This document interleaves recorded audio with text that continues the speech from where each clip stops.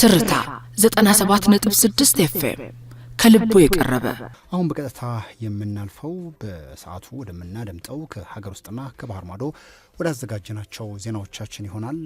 ሀገራዊና ዓለም አቀፋዊ ጉዳዮቻችን ሀገራዊ ጉዳዮችን በማስቀደም ነው የምንጀምረው። የአምስተኛው ዙር የኢትዮጵያ ስነ ህዝብና ጤና ጥናት የመጀመሪያ ደረጃ ሪፖርት ይፋ ሆኗል።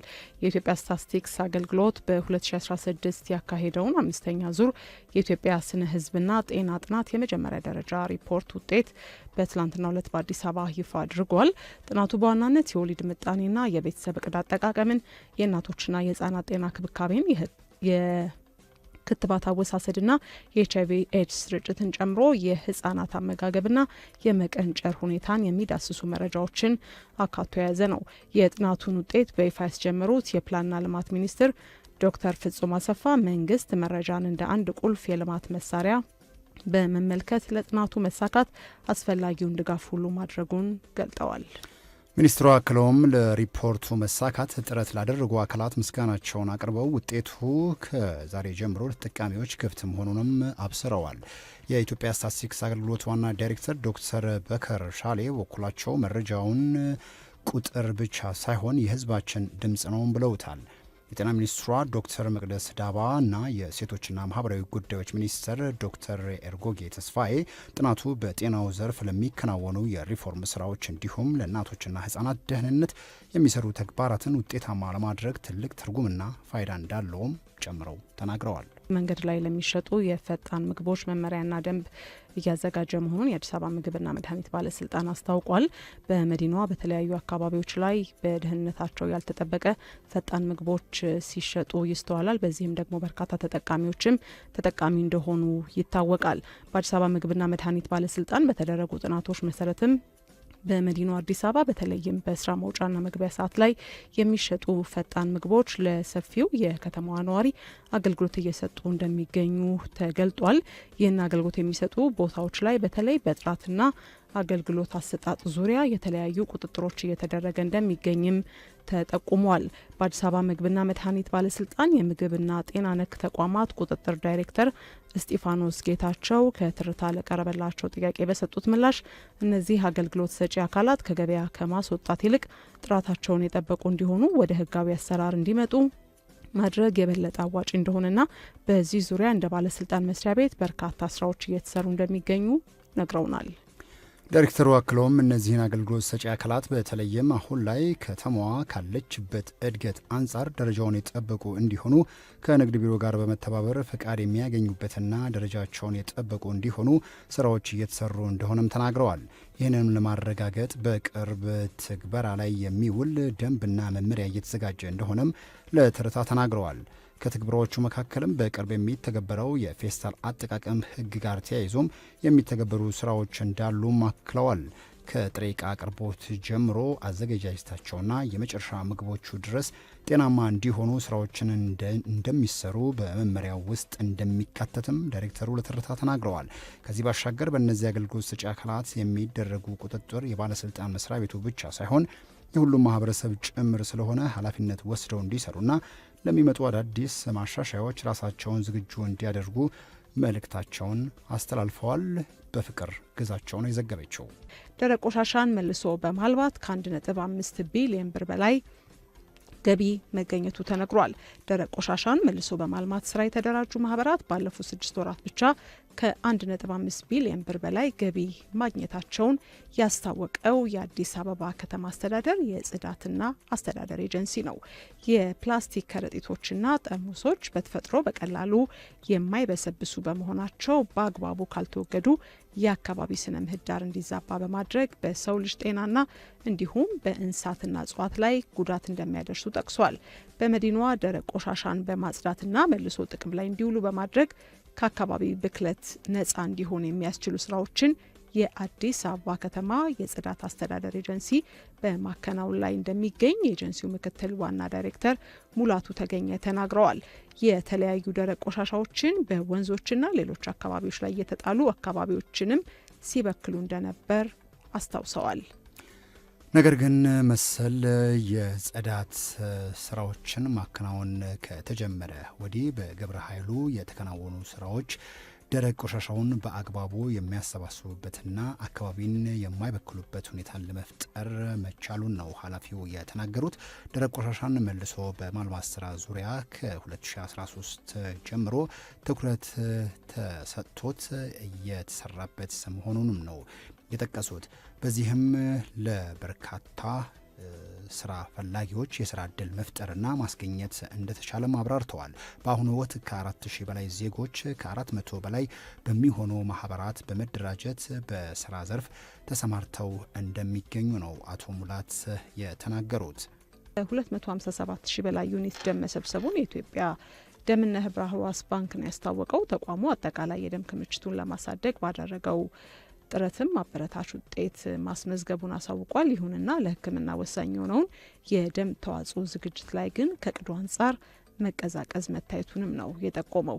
የባንኩ ስትራቴጂ ጉዳዮች መሪ ስራ አስፈጻሚ አቶ ገብረአብ ፍስሐ ለትርታ እንደገለጡት ተቋሙ በ6 ወራት ውስጥ 275,000 ዩኒት ደም ለመሰብሰብ አቅዶ ወደ ስራ ገብቷል። ከዚህ እቅድ ውስጥም 257,000 ዩኒት ደም በመሰብሰብ የእቅዱን አብዛኛው ክፍል ማሳካት ችሏል።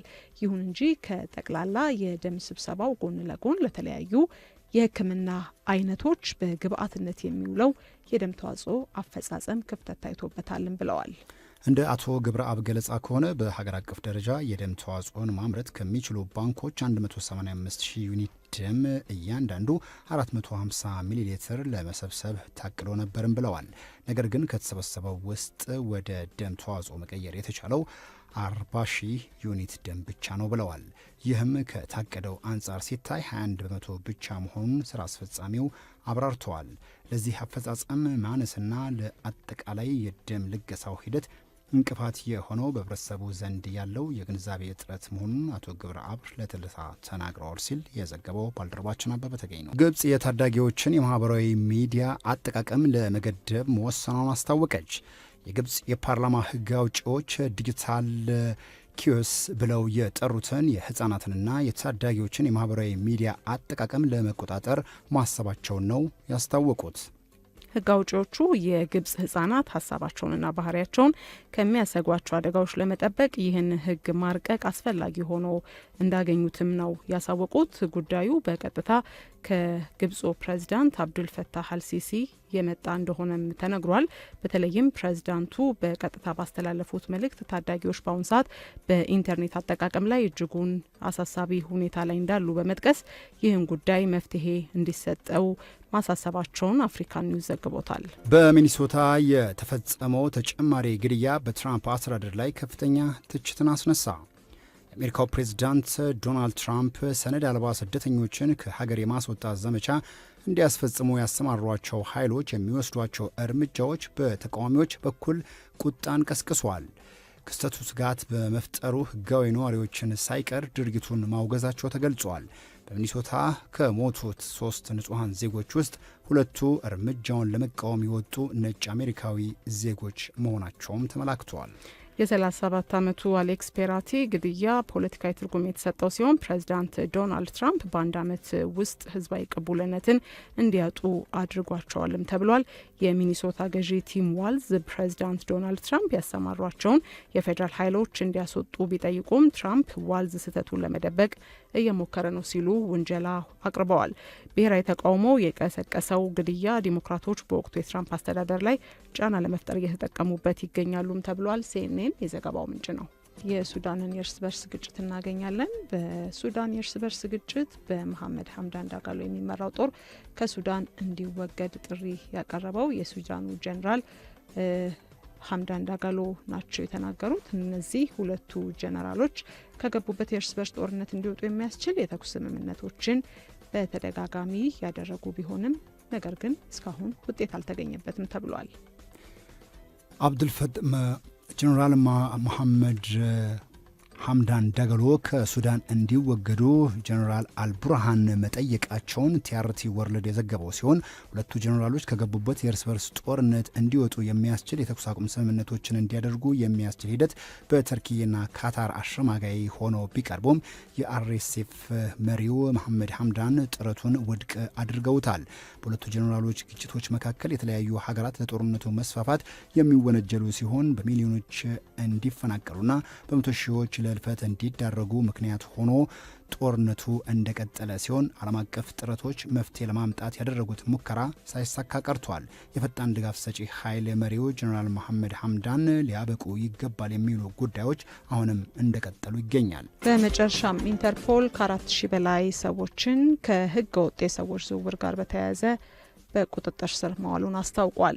የድንበር ተሻጋሪ ወንጀል መቆጣጠርና የህግ አስከባሪ ኤጀንሲው ኢንተርፖል በዓለም አቀፍ ደረጃ በተለይ በህገ ወጥ የሰዎች አዘዋዋሪዎችና ስደተኞች ላይ በተደረገ የዘመቻ አካል ነው ከ4000 በላይ ሰዎች በቁጥጥር ስር መዋላቸውን ያሳወቀው። ኦፕሬሽን ተንደር በሚል ስያሜ የተሰየመው ይህ ዘመቻ በ134 ሀገራት እንደተካሄደም ተዘግበዋል። የኢንተርፖል ባለስልጣናት በበኩላቸው ከአፍሪካ እስከ አውሮፓና ኤስያ በተደረገ ዘመቻ ወንጀለኞቹ በቁጥጥር ስር እንደዋሉ አስረድተዋል። ባህር ላይ የሚደረጉ የህገወጥ የሰዎች ዝውውር እንዲሁም ሌሎች ጉዳዮችን በስፋት እንደሚቆጣጠርም ኢንተርፖል አስታውቋል። ዘገባው የአፍሪካ ኒውስ ነው። ራይድ በ8294 ፈጣን የትራንስፖርት አገልግሎት በመስጠት ዛሬም እንደቀጠለ ይገኛል። ባላችሁበት ቦታ ሆናችሁ ከቤተሰብ ከወዳጅ ዘመዶ ጋር ወደ አሻዎት ቦታ መሄድ ቢፈልጉ በ8294 ሄለው ብለው ይደውሉ። ፈጣን የትራንስፖርት አማራጭን ያገኛሉ። በእጅ ስልኮ ላይ እንዲሁም ደግሞ የራይድን አፕሊኬሽን በማውረድ በመጠቀም ፈጣኑን የትራንስፖርት አማራጭ እንዲጠቀሙ ራይድ እየጋበዛችሁ ይገኛል። 8294 ለፈጣን የትራንስፖርት አማራጭ ራይድን ይጠቀሙ። ማን እንደ እናት የሚለን እናት ባንክ ሌላኛው የዚህ ሰዓት አጋራችን ነው። ዘርፈ ብዙ የባንክ አገልግሎቶችን በመስጠት ታውቁታላችሁ እናት ባንክ። አሁን ደግሞ ከአሪፍ ፔይ ፋይናንሻል ቴክኖሎጂስ ጋር በመሆን እናት አሪፍ ፖስን ይዞ መጥቷል። በእናት አሪፍ ፖስ ግብይትን ማፍጠን ማዘመን ተችሏል። የእናት አሪፍ ፖስ ተጠቃሚ ስትሆኑ በተለይ ጊዜን ከመቆጠብ አንጻር እጅግ በጣም ጠቀሜታ አለውና ተጠቀሙበት እያለ ነው እናት ባንክ። አጋራችን ስለሆነ እጅግ አድርገን እናመሰግናለን። ትርታ 97.6 ኤፍኤም ከልቡ የቀረበ